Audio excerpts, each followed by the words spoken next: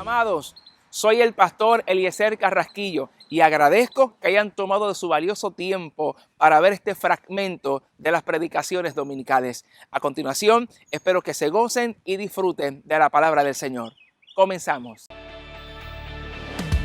Quiero ser transformado y cambiado por el poder de tu palabra que es vida y eficaz. Quiero amarte y servirte, vivir anclado en la verdad, pues tú sabes que en mi corazón solo hay deseos de agradarte.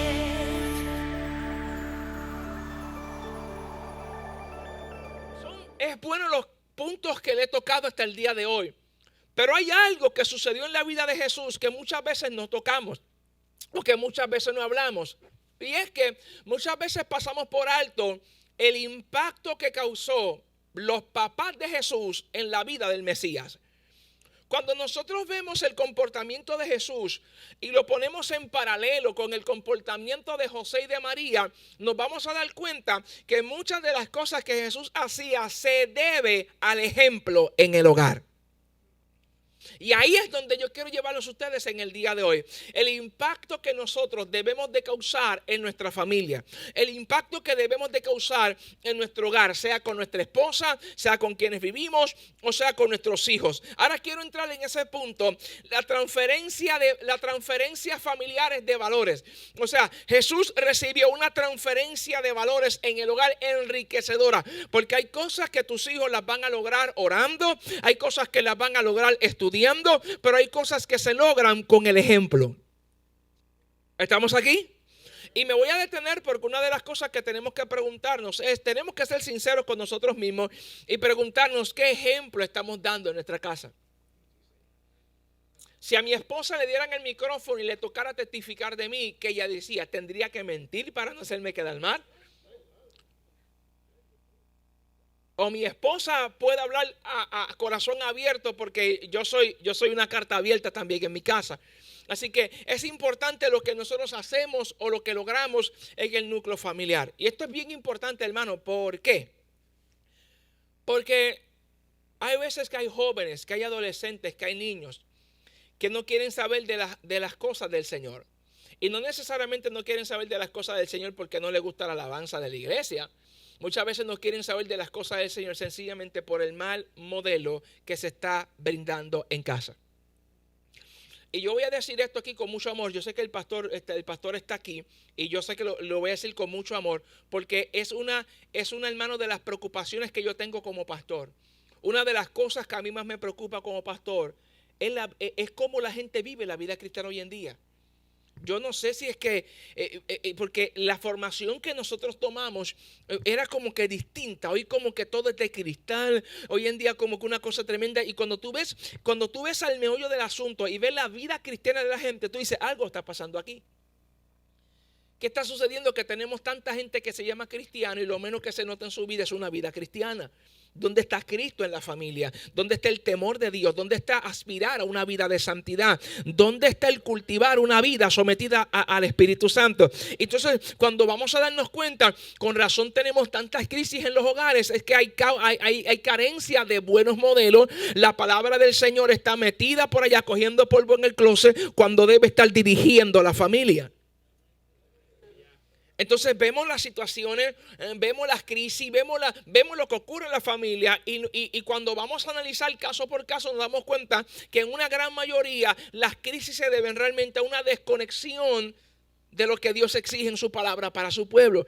Entonces hoy en esta mañana yo quiero que tengamos mucho cuidado y que tengamos claramente nuestra conciencia establecido que para yo poder desarrollar un sacerdocio efectivo, para yo ser de gran influencia, yo tengo que ser una persona que tiene intimidad con Dios, tengo que ser una persona que estudia la palabra del Señor y mis hijos, mi esposa, los que habitan en mi casa van a ser influenciados realmente por los valores y principios que yo tengo.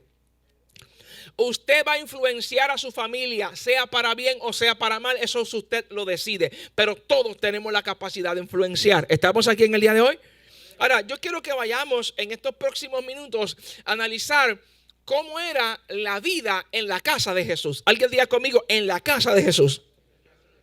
Ahora, cualquiera de ustedes podría decirme, pastor, pero es que Cristo no pasó, ¿verdad? Es que la vida de la familia de Jesús tuvo que haber sido todo color rosa porque era Dios viviendo en esa casa y sin embargo nosotros tenemos conflictos. No, mi hermano, Jesús se crió en una casa con conflictos, con situaciones. Alguien pregúnteme, ¿cómo tú lo sabes?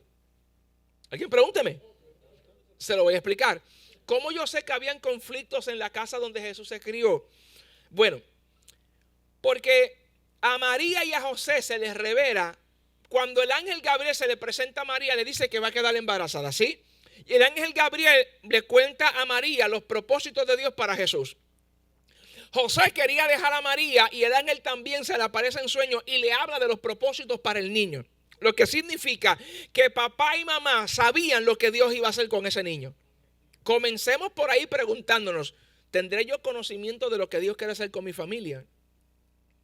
O dependo de ver dónde están las actividades, dónde es que van a estar los profetas para ver si consigo una profecía, para ver si alguien me aclara. Hermano, escúcheme bien. Yo creo en la manifestación de los dones del Espíritu. Yo creo en la manifestación de los dones del Espíritu. Nosotros somos pentecostales. Lo que no creo es que usted esté detrás de los profetas para saber lo que Dios va a hacer con su familia. Cuando usted puede cultivar intimidad con Dios, cuando usted tiene una Biblia en su casa y el Espíritu Santo dentro de usted para guiarlo a toda verdad y a toda justicia.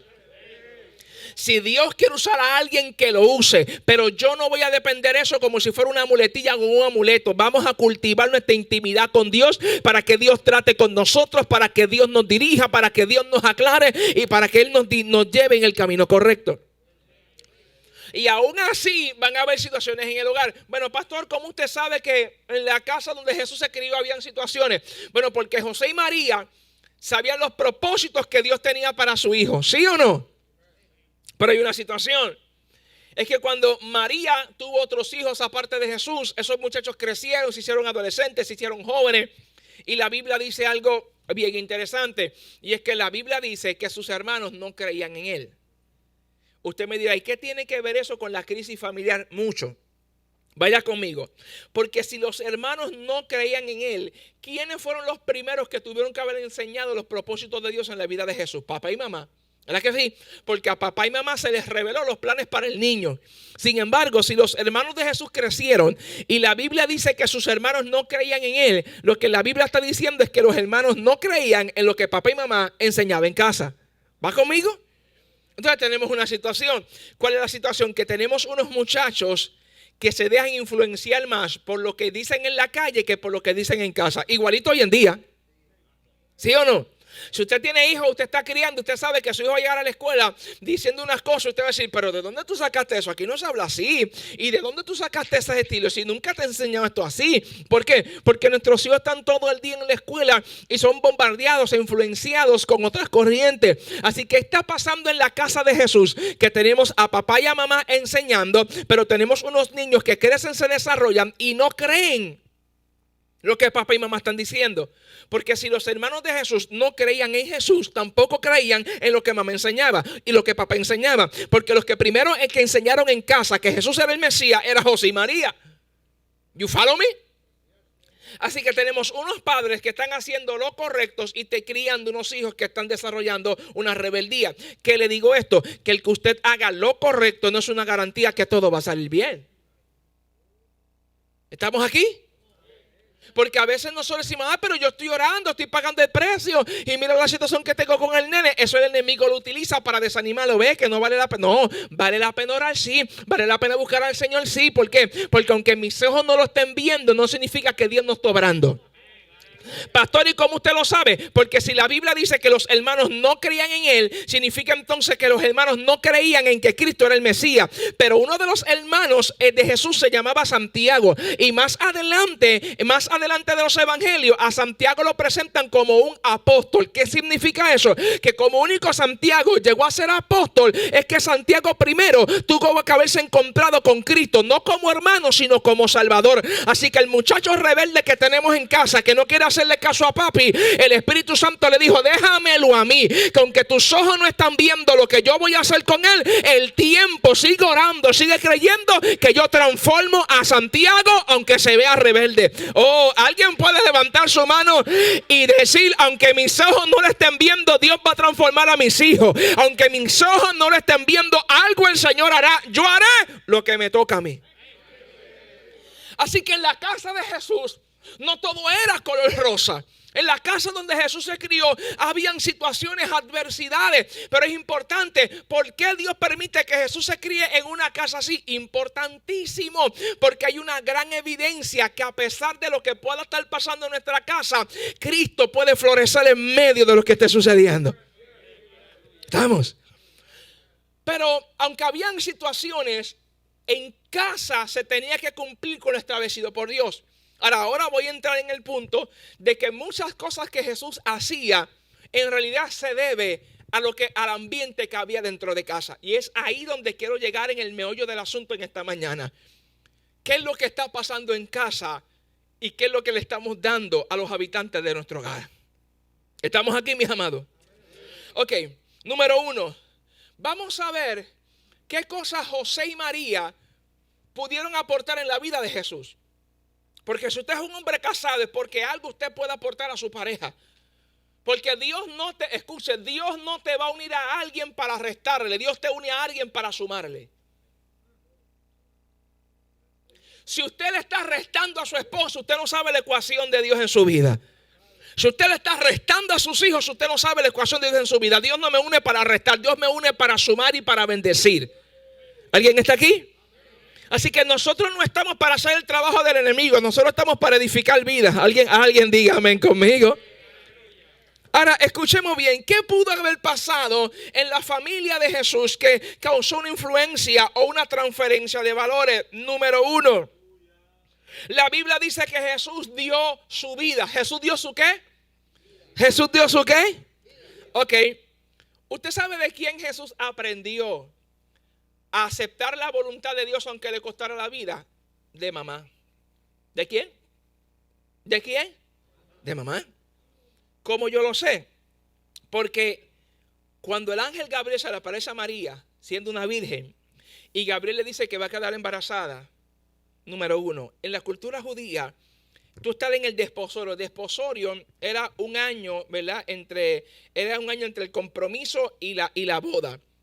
Si tú estás en el desposorio, aunque tú no has consumado el matrimonio, es como si ya estuvieras legalmente casada con ese hombre. Eso es el desposorio. Y María quedó embarazada en el desposorio, porque dice que estaba desposada con José su marido. Lo que implica que tú estar en el desposorio en la cultura judía y quedar embarazada y que tu prometido no era el papá, tú podías morir por apedreamiento. Así que María sabía que el reto que Dios me está dando puede llevarme a causar la muerte.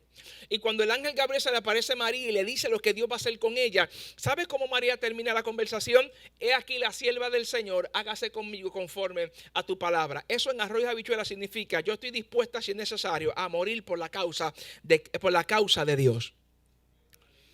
María da luz a Jesús y 33 años después vemos al nene atreviéndose a morir por la causa de Dios. Eso se aprende en casa. ¿Alguien está aquí conmigo en el día de hoy? Cuando Jesús estaba en Getsemaní, hasta aquí estamos bien. Cuando Jesús estaba en Getsemaní, la Biblia dice que sus sudores eran como grandes gotas de sangre. Médicamente eso está comprobado, se conoce como hematoidrosis. Hematoidrosis es una hemorragia microscópica. Y Jesús está haciendo ahí en Getsemaní, su sudor era como grandes gotas de sangre. Y Jesús dijo, Padre, si es posible, pasa de mí esta copa. ¿Verdad que sí? Pasa de mí esta copa. Pero después dice, pero no se haga mi voluntad sino la. ¿Qué significa eso? Que Jesús tuvo la capacidad en Getsemaní de crucificar su deseo personal. ¿Sí o no? ¿Qué tal si yo le digo que eso lo aprendió de papá en casa? ¿Alguien diga qué? ¿Alguien diga qué? Le voy a explicar. ¿Por qué yo digo que eso Jesús lo aprendió en casa de papá, a crucificar su deseo personal? Porque José iba a ser quien criara a Jesús. Y antes de que Jesús llegara a la familia de José y María, tenemos a una mujer capaz de morir por los propósitos de Dios. Pero cuando José se entera, follow me, cuando José se entera que María estaba embarazada, José pensó que María le había sido infiel.